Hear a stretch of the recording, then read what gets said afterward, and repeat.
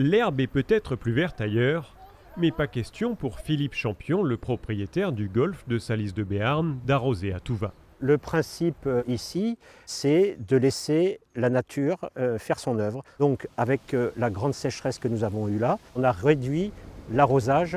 Seuls les départs et les greens à l'arrivée plus fragiles sont arrosés. Un arrêté interdit de toute manière au golf du département d'utiliser le réseau d'eau potable pour le reste du terrain. En réalité, rares sont ceux à en dépendre. Ici, 2 bassins d'eau de pluie sont utilisés. Il y a 0 litre d'eau du réseau qui est dépensé pour arroser le golf. Tout vient de la nature. Nous sommes vraiment en pleine autonomie. Pour les golfeurs, il faut tout de même s'adapter aux températures. Durant la canicule, le parcours était par exemple fermé les après-midi. On fait moins de trous quand il fait vraiment trop chaud. Effectivement, on peut faire que 9 trous.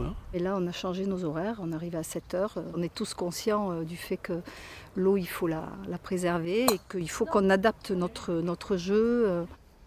Salis de Béarn accuse tout de même une perte de fréquentation qui se chiffre à environ 1 000 € en moins par jour. À Artiglouve, la chaleur affecte aussi les pelouses. Et certaines zones moins essentielles sont même laissées en jachère ou presque. On voit bien que c'est une partie où il y a 0 arrosage. Donc on voit bien que sans arrosage, on ne peut pas entretenir un golf.